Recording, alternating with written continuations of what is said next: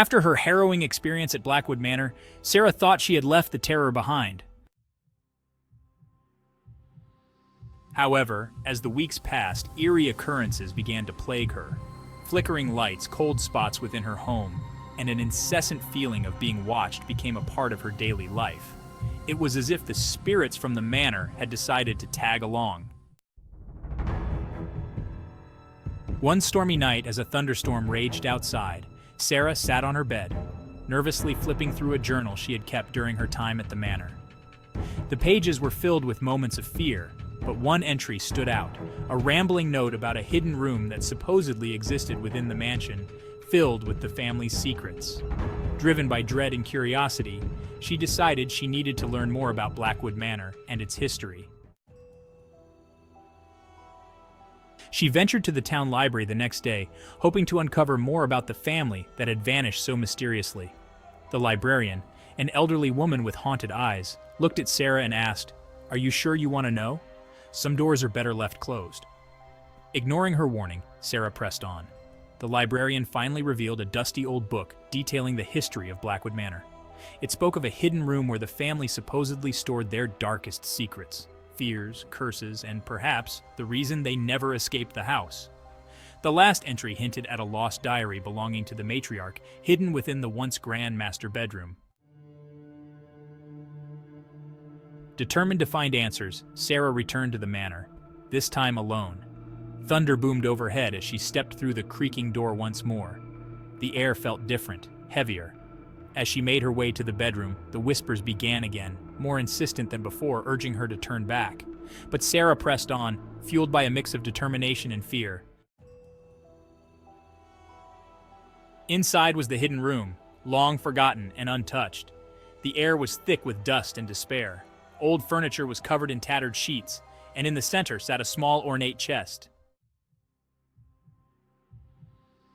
With trembling hands, Sarah opened it, revealing a diary that seemed to exude an oppressive weight. The pages were yellowed and fragile, but the words spoke of fear, dark rituals, and a curse placed upon the family. As she read, the whispers intensified, swirling around her like a storm. The diary spoke of a powerful entity that had taken hold of the family, the very entity that sought to claim her now. The last entry was scrawled in a panic, detailing how the family had tried to banish it but were ultimately consumed. It warned that the entity would not rest until it found a new host. Suddenly, shadows erupted from the corners of the room, coalescing into dark figures. They moved towards Sarah, their eyes glowing with malevolence. Panic surged through her as she realized they were the spirits of the family, trapped and angry. "You shouldn't have come back," they whispered in unison, their voices echoing in her mind. Desperate to escape, Sarah lunged for the hidden passage, but the shadows closed in, wrapping around her limbs, pulling her back. In that moment of terror, she remembered the words from the diary, an incantation meant to banish the entity. With the last of her strength, she recited the words, her voice shaky but determined. Light burst from the pages of the diary, filling the room with blinding brilliance. The shadows wailed, their forms dissipating in the radiant glow. As the last remnants of the darkness faded, Sarah collapsed to the floor, breathless and trembling.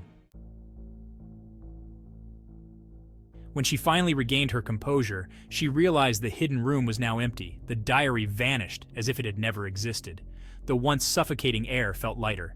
The whispers had stopped, replaced by an eerie silence. Without looking back, Sarah left Blackwood Manor for the last time, knowing that she had finally put the tormented family to rest. Yet, as she stepped into the daylight, she couldn't shake the feeling that some part of her had remained behind, forever touched by the darkness. Back in her own home, she tried to settle into a normal routine. Yet, in the quiet of the night, she often felt an unsettling presence, a reminder of what she had faced. And on stormy nights, when the wind howled outside her window, she could sometimes hear a faint whisper, "You broke the curse, but are you truly free?"